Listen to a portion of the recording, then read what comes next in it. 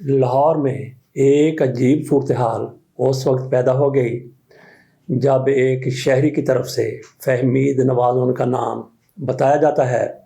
انہوں نے درخواست گزار کر دی کہاں پہ؟ چیف جسٹس کی عدالت میں۔ عالیہ نیلم صاحبہ نے ان کی درخواست سنی۔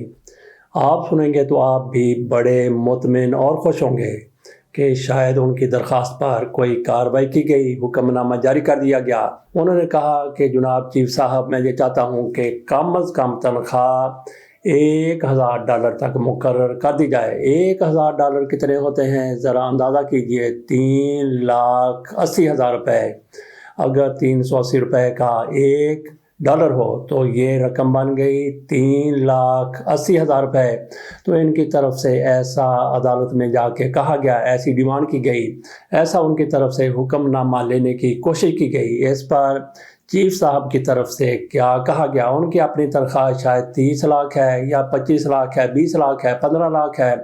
میرا خیال ہے کہ 20 اور 15 لاکھ کے درمیان تو یقینی طور پر ہوگی۔ تو ان کی طرف سے یہ کہہ دینا کوئی مشکل نہیں تھا کہ ہاں ٹھیک ہے کہ لوگوں کا گزارا نہیں ہوتا۔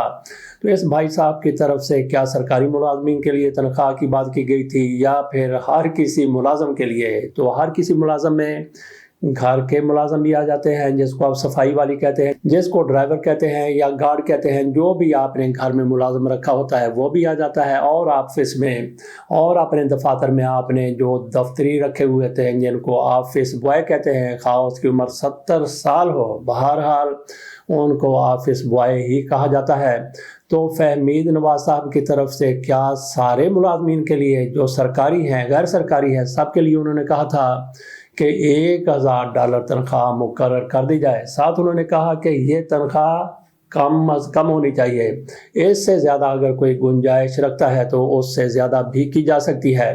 تو عالیہ نیلم صاحبہ کی طرف سے اس پر آرڈر لگایا گیا۔ انہوں نے کہا کہ یہ خبریں لگانی ہیں تو اخبارات میں لگائیں، ٹی وی پر دیں، ریڈیو پر دیں، سوشل میڈیا پر دیں۔ یہ ایسا فورم نہیں ہے، ایسا پلیٹ فارم نہیں ہے کہ یہاں پہ آپ آ جائیں اور اس طرح کے مطالبات کریں ان کی درخواست کو۔ تو فہمید نواز صاحب کی درخواست کو انہوں نے ایسے اٹھایا اور ایسے اڑایا اور ان کو کہا کہ جاؤ گھر جاؤ، موج کرو، میلہ کرو۔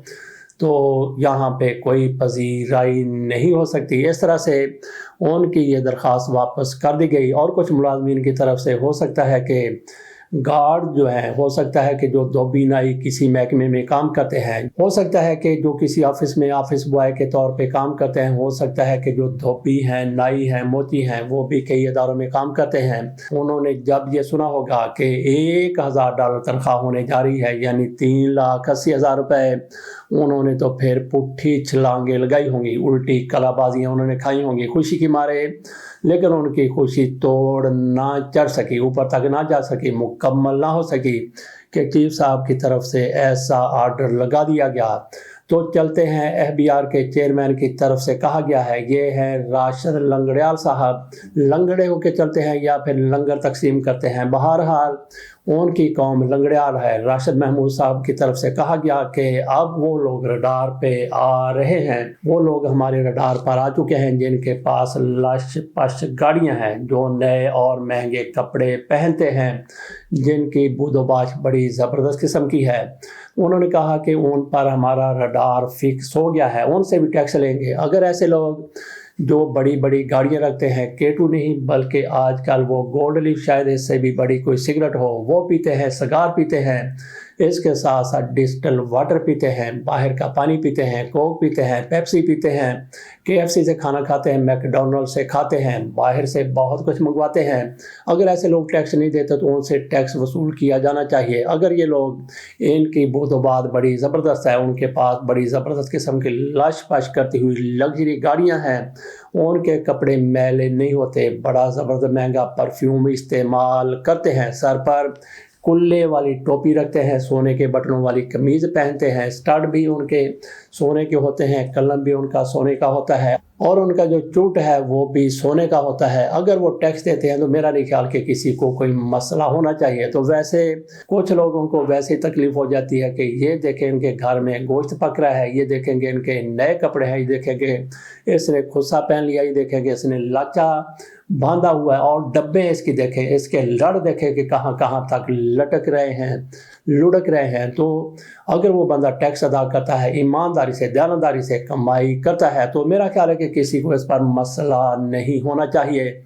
सऊदी अरब के वली अहद शहजादा मोहम्मद बिन सलमान से किसी ने पूछ लिया कि आप इतना ज़्यादा खर्चा करते हैं, आपके अखराजात बहुत ज़्यादा हैं, आपकी सवारियाँ देख लें और आपके सफ़र देख लें, आपके खाने देख लें, आपके महल्ला देख लें, बहुत ज़्यादा हैं। तो इस पर उनकी तरफ से कहा गया कि मैं एक मुल्क का होने वाला बादशाह हूँ, कोई कंगला शंगला नहीं हूँ। अगर मेरे ऐसे अखराजात हैं, मैं अफोर्ड कर सकता हूँ, और अगर कोई बंदा ऐसे ही अफोर्ड कर सकता है तो किसी को कोई मसला नहीं होना चाहिए। अगर कोई बंदा ऐसा सारा कुछ करता है, ऐसी लग्जरी लाइफ गुजारता है और टैक्स नहीं देता, दूसरों का हक मारता है, चोरी करता है, डकैती करता है, टैक्स के अलावा भी दो नंबरी दो कुछों से हो सकती है करता है, तो वो काबिल माफ़ी नहीं है। तो लंगड़ियार साहब खुद और इनके जो साथी हैं, दोस्त हैं, वो कितना टैक्स देते हैं, मेरा ख्याल है कि वो गोश्तवारी जब जमा करवाते होंगे उससे पता लग जाता होगा कि इनका अपना कितना टैक्स है। तो बाकी टैक्स की बिल्कुल भी उसमें इजाफे की ज़रूरत नहीं है, जितना टैक्स है उतना ही काफ़ी है, जितना लगाया जा चुका है। इसी तरह से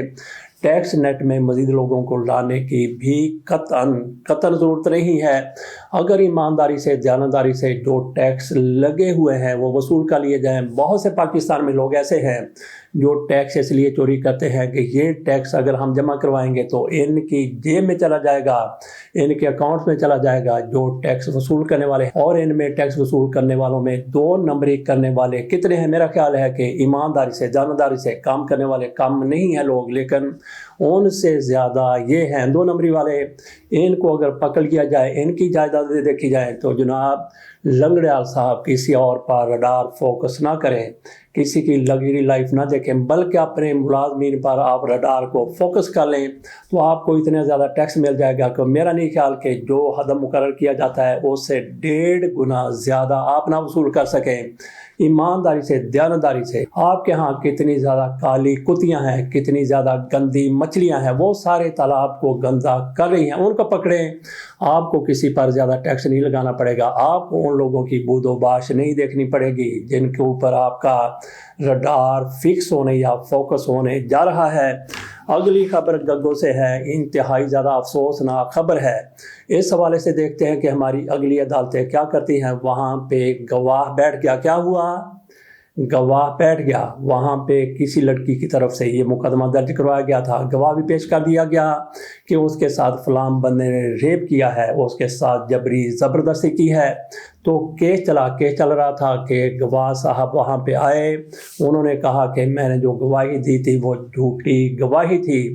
तो इस तरह से मुकदमा, जिस तरह से रेप का मुकदमा एक शख्स पर बनाया गया था, उसको बरी कर दिया गया, और फिर जो मुद्दई पार्टी थी, लड़की थी, उस पर एंटी रेप का मुकदमा दर्ज कर लिया गया। मेरा ख्याल है कि इसमें दूध का दूध और पानी का पानी होना चाहिए। हमारे मुआशरे में ऐसा ही होता है कि अपने मुखालफिन को ज़लील और रुसवा करने के लिए कोई अपनी उंगली काट लेता है, कई ख़वातीन अपने कपड़े फाड़ कर थाने चले जाते हैं, और कई इस तरह के इल्ज़ाम लगा देती हैं।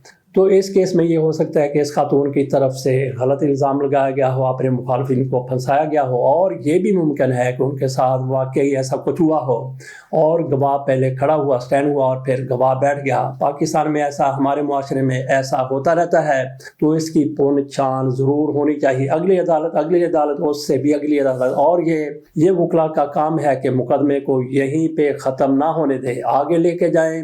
मुलज़म को जिस तरह से रुसवा किया गया, जिस तरह से रुसवा किया जा रहा था, उसकी मुआशरे में क्या इज्जत रह गई अगर उसने ऐसा कुछ नहीं किया? अगर उसने ऐसा कुछ किया है तो फिर इस खातून की क्या इज्जत रह गई? हमने ये भी देखा कि एक खातून के साथ एक पुलिस वाले ने ज़्यादती की, और पुलिस वाले को फिर अदलिया ने छोड़ दिया, क्योंकि पुलिस वालों की तरफ से जो मुकदमा अपने पेटी भाई पर दर्ज किया गया था उसमें सकम रखे गए, तो वो सुकम रहने की वजह से, नुक्स रहने की वजह से उसको रिहा कर दिया गया। तो उस औरत ने अपने ऊपर तेल डाला और अपने आप को आग लगा ली। आजकल वो किस हालत में है, ये ताज़ा तरीन वाक़या है 2 दिन पहले का, और गग्गो वाला वाक़या ये कल ही का वाक़या है। तो इसका पूरे का पूरा दूध का दूध, पानी का पानी होना चाहिए कि ये मुकदमा पहले दर्ज कराया गया था या क्या था।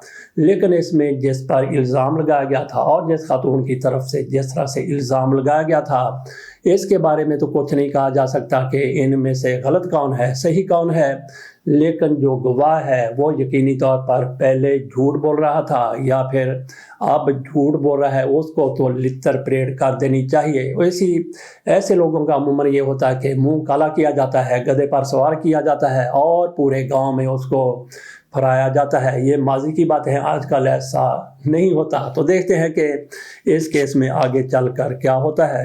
ایک نئی طلاق ہو گئی ہے اور یہ طلاق بھی کوئی 12 سال کے بعد ہوئی ہے۔ ایک خاتون کو بیاہ کے لایا گیا، لڑکی کو بیاہ کے لایا گیا۔ اس خاتون کی طرف سے لڑکی کی طرف سے اپنے سسرال میں جا کے کہا گیا کہ میں نے نہ تو لہسن کھانا ہے اور نہ ہی پیاز کھانا ہے، تو کچھ دنوں کے لیے اس سے گریز اور پرہیز کیا گیا۔ لیکن کچھ عرصے کے بعد گھر والوں کی طرف سے یہ شاید سوچا گیا تھا کہ چند روز کی بات ہے، چند ماہ کی بات ہے، آئندہ جا کے یہ بھی لہسن اور پیاز کھانا شروع کر دے گی، استعمال کرے گی۔ لیکن اس خاتون کی طرف سے کہا گیا نہ، کبھی نہیں ہو سکتا کہ میں پیاز کھاؤں۔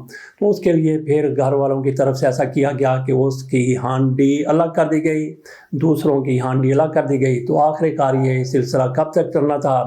کئی سال تک سلسلہ چلا اور پھر میاں صاحب عدالت میں چلے گئے۔ انہوں نے کہا کہ یہ ہمارے لیے ایک مصیبت بن گئی ہے۔